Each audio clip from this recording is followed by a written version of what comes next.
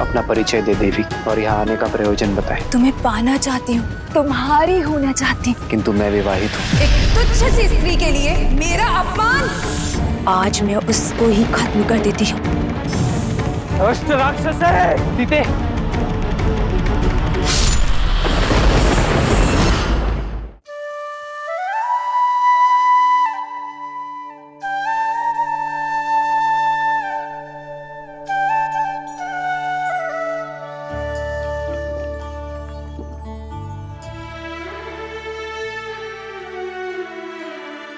जल मीठा है सीते,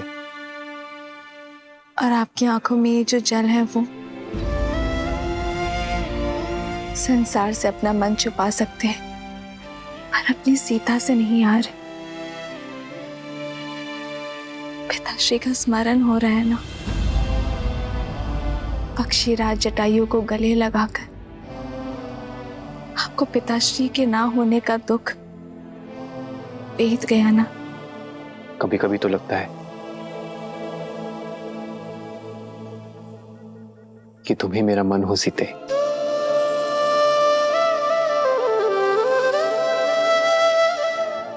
मेरे भीतर के सोच भाव, पीड़ा, आनंद, हर आभास तुम हर बार कैसे पढ़ लेती हो सीते।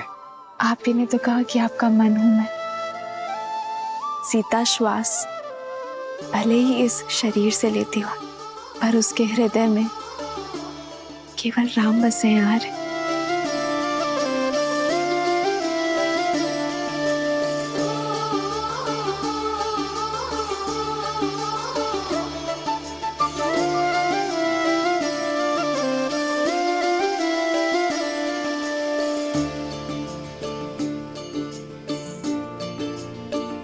तभी तो इस निर्जन वन में इतने वर्ष तुम्हारे साथ कैसे बीत गए सीता, मुझे ज्ञात ही नहीं चला।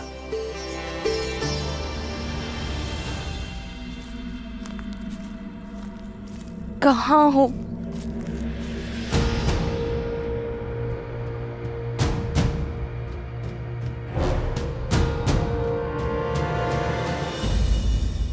कभी कभी तो ये वनवास वरदान लगता है आर्यन। अयोध्या में होते तो राजकाज में आपको कहाँ समय मिलता कि आप अपनी सीता के बिखरे केश संभाल सकें।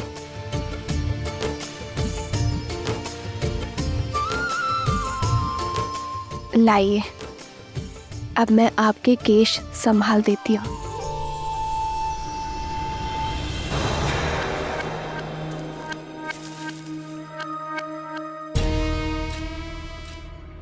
संभाला तो है तुमने मुझे सीते, मेरे संकल्प को संभाला है। इस धर्म यात्रा की रथ हो तुम।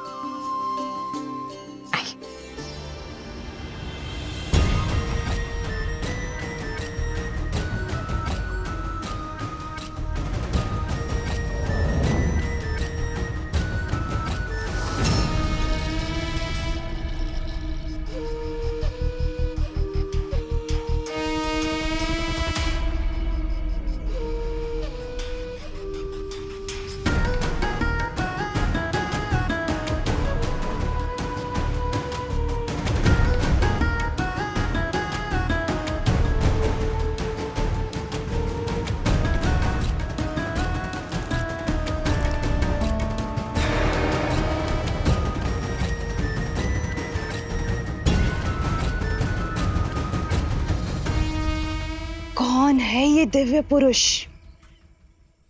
जिसने शूर्पणखा का मन मोह लिया?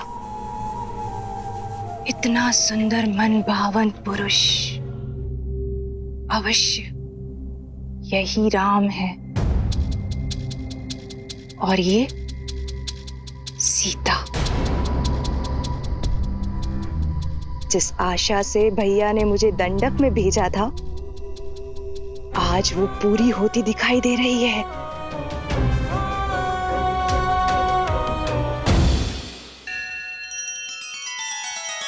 श्री रामचंद्र कृपालु भजु मन हरण भव भय दारुणम नव कंज लोचन कंज मुख कर कंज पद कंजारुणम।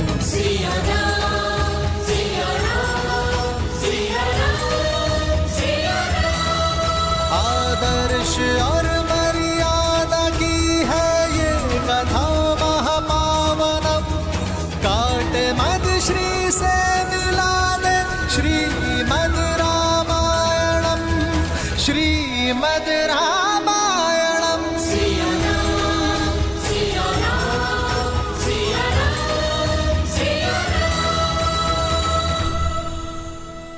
मैं खोजूंगी सीता को।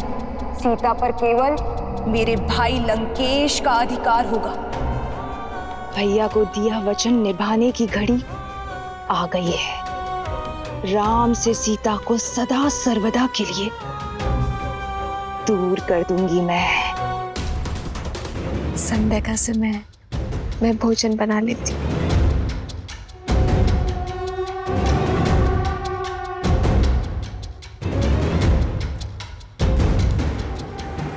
अंततः मेरे योग्य वर की खोज समाप्त हुई। एक ही तीर से 2 लक्ष्य साधूंगी मैं। भैया रावण को सीता मिलेगी और मुझे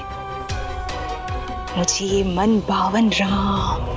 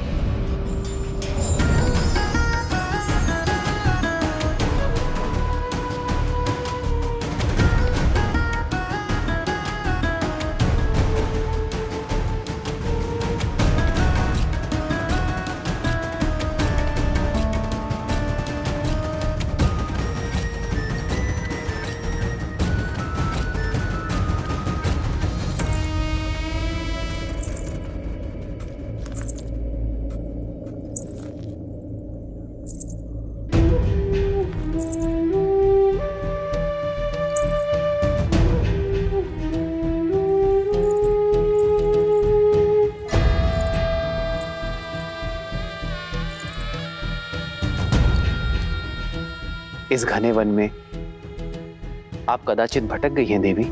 भटक तो मैं अब तक रही थी, किंतु अब मुझे मेरा लक्ष्य प्राप्त हो गया है।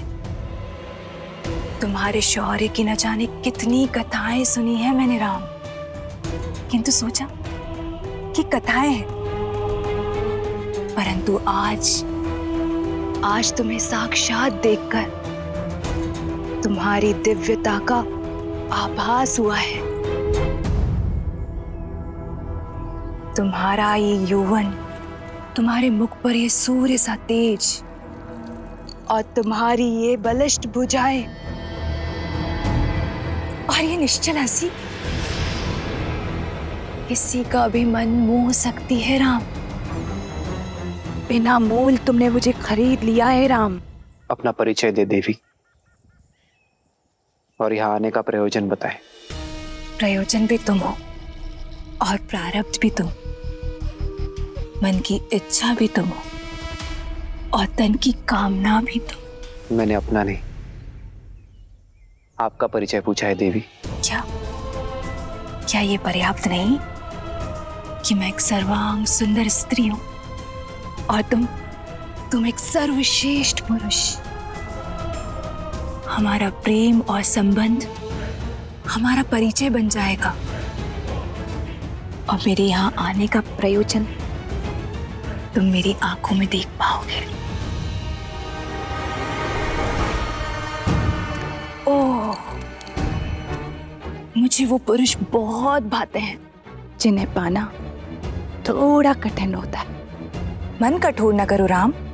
मैंने सुना है कि बल के साथ साथ तुम बुद्धि के भी धनी हो, तो अब तक तो ये समझ ही गए होगे ना कि मैं तुम पे कितना मोहित हो चुकी हूं। तुम्हें पाना चाहती हूं, तुम्हारी होना चाहती हूं।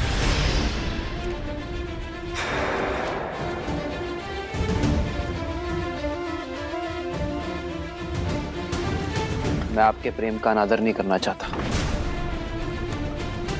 किंतु क्षमा करना, मैं आपके प्रेम का पात्र नहीं बन सकता। ऐसा न कहो राम। वर्षों की प्रतीक्षा के बाद मैंने किसी को स्वयं के योग्य पाया है। क्या कमी है मुझ में? क्यों तुम मुझे अपने योग्य नहीं समझते हो? आप में कोई कमी नहीं है देवी, किंतु मैं विवाहित हूं। आर्य, आप किससे बात?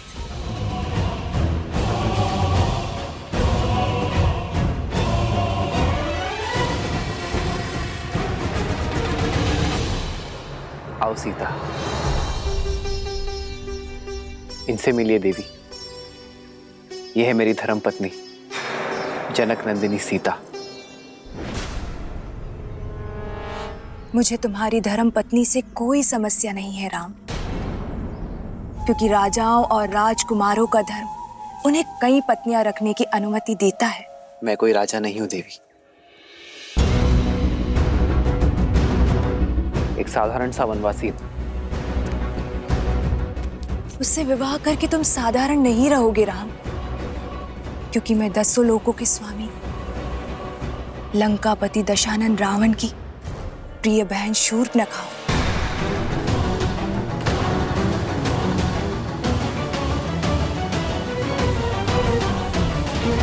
दंडकारण्य के राजा खर और दूषण भी मेरे भाई हैं। मुझसे विवाह करके तुम दंडक के राजा बन जाओगे और मैं बनूंगी तुम्हारी महारानी। और यदि तुम चाहो तो तुम्हारी इस सीता को मैं अपनी दासी का पद सौंप दूंगी। क्षमा करें देवी, मुझे राजपाट पद प्रतिष्ठा से कोई मोह नहीं है, अन्यथा मैं वनवास में नहीं होता। मेरी दशा समझे देवी।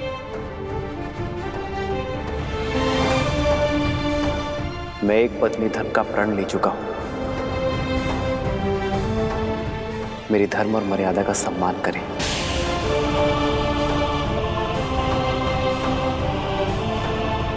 ऋतु स्नान से पवित्र एक स्त्री का प्रेम प्रस्ताव ठुकराना भी तो अधर्म है न राम? क्या तुम ये पाप करोगे? अंतर है देवी। जीवन के 4 पुरुषार्थ में से धर्म काम से पहले आता है। यदि कोई कर्म धर्म संगत ना हो, धर्म की सीमा में ना हो, तो वो कर्म अधर्म और पाप का कारण बन जाता है। आपके प्रस्ताव में काम है देवी, और मेरी नाम है धर्म है। मैं यहाँ नीति और शास्त्र का पाठ पढ़ने नहीं आई हूं। मैं तो तुमसे विवाह करने आई हूं राम। भैया, जल ले आया।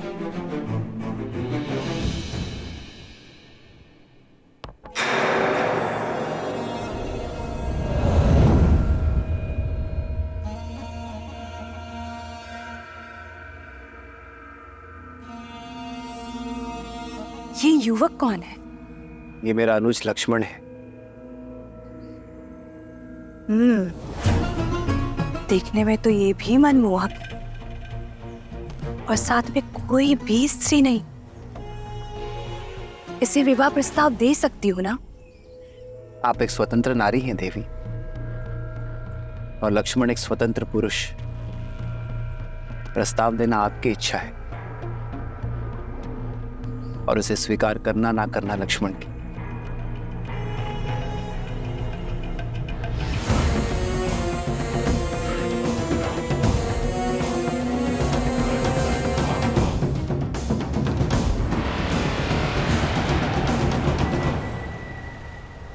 वीर पुरुष, संयोग देखो, एक सुंदर स्त्री की भेंट एक रूपवान पुरुष से हो रही है, और दोनों ही इस वन में अकेले हैं। मेरे पति अब इस दुनिया में नहीं रहे। मेरी पीड़ा का अंत करो, मुझे अपनी संगिनी के रूप में स्वीकार कर लो। मैं तुम्हें असीम प्रेम दूंगी। विचित्र प्रेम है आपका देवी। अभी कुछ ही क्षणों पूर्व आप मेरे बड़े भैया पर मोहित हो रही थी और अब मेरे पास चली आई। तुम्हारा भाई मूर्ख है, किंतु तुम्हारे मुख पर ही दिखाई देता है कि तुम वास्तविकता को समझते हो। वास्तविकता से तो कदाचित आप अनभिज्ञ हैं देवी। आप महाबली लंकेश की बहन हैं, राजकुमारी हैं, और मैं तो अपने भैया का एक तुच्छ सा दास मात्र हूं। अब मेरी संगिनी बनने का अर्थ होगा कि मेरे भैया और भाभी की दिन रात सेवा करना। अब आप जैसी सुंदर राजकुमारी ऐसा करेंगी, ये तो होगा नहीं, और आपको ऐसा करते देख मैं पाऊंगा नहीं। इसीलिए यदि आज्ञा लेनी है तो स्वामी से लीजिए, दास से नहीं।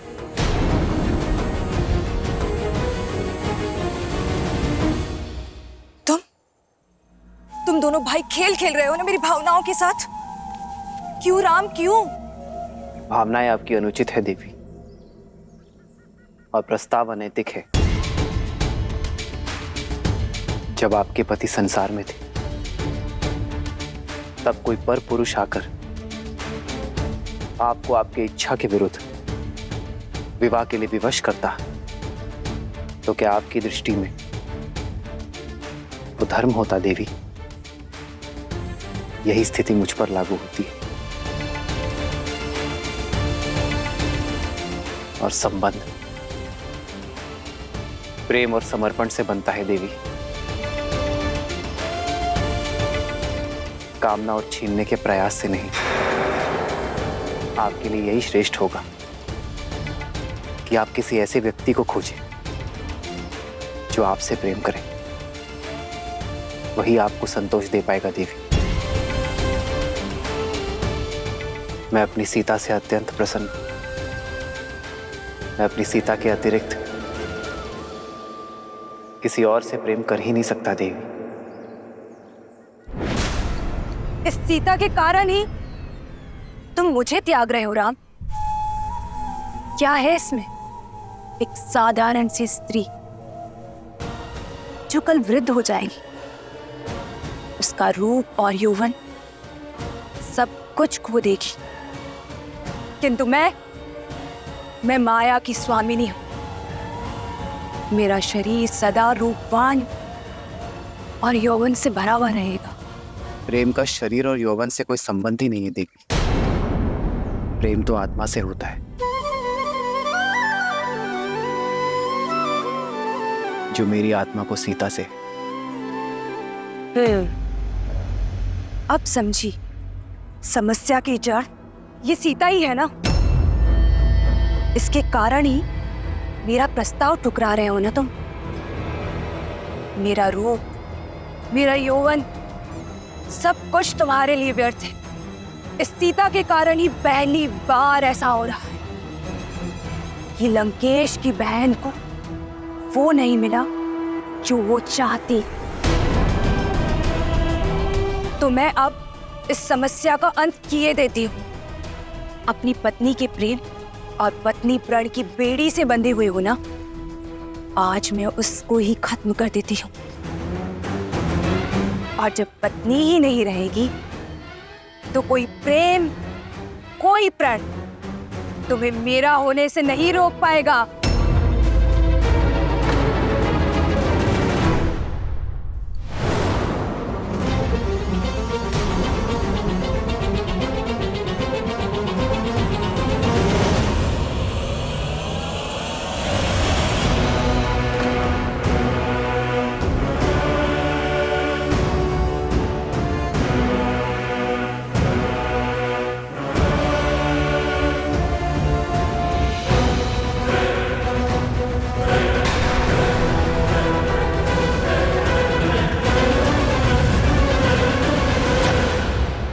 दुष्ट राक्षस है। सीते, नहीं भैया लक्ष्मण, स्त्रीवध का महापाप मत लीजिए।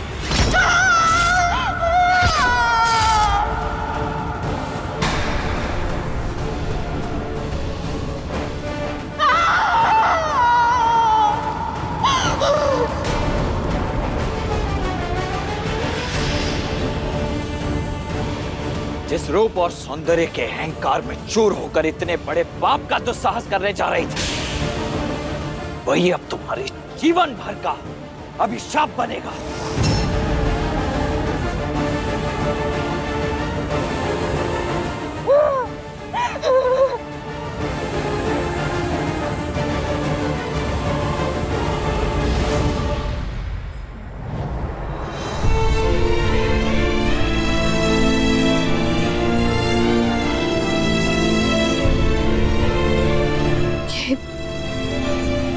ये उचित नहीं हुआ है। एक स्त्री के सम्मान पर प्रहार हुआ है, इसका मूल्य हमें चुकाना ही होगा। ताड़कावध से पूर्व गुरु विश्वामित्र ने भी कहा था, स्त्री हो या पुरुष, जो कोई भी धर्म की सीमा लांघ दूसरे के कष्ट का कारण बने, उसे दंड तो अवश्य मिलना ही चाहिए। सीता, लक्ष्मण ने जो कुछ भी किया तुम्हारे प्राण बचाने के लिए किया। शूर्पणखा को उसके कर्मों का फल मिला। जब मनुष्य अपने रूप और शक्ति के कारण अनुचित कार्य करता है, अधर्म करता है या औरों को अधर्म करने को प्रेरित करता है, तो उसे उसका दंड अवश्य मिलता है। सीता, जिस रूप और पद के गर्व के कारण शूर्पणखा ने यह पाप किया, उसका छिन जाना ही उसका फल है। सीता, परंतु उस पर जब प्रहार हुआ, हमारा कर्म था रे। अपने कर्मों से तो हम विमुख हो ही नहीं सकते सीते, उसका फल तो अवश्य मिलेगा, किंतु उसका सामना हम एक साथ करेंगे।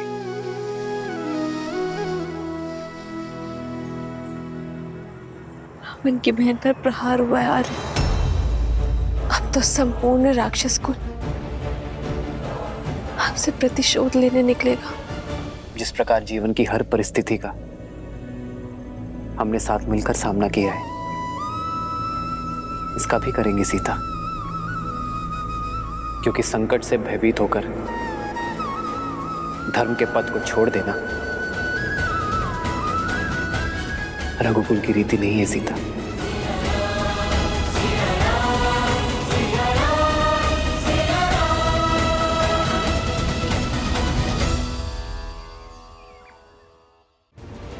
राक्षस प्रजाति हमसे प्रतिशोध लेने अवश्य आएगी। लक्ष्मण, हमें शीघ्र अतिशीघ्र यहाँ एक गुफा का निर्माण करना होगा, ताकि मैं पंचवटी में इनका सामना कर सकूं और सीता यहाँ सुरक्षित रहे।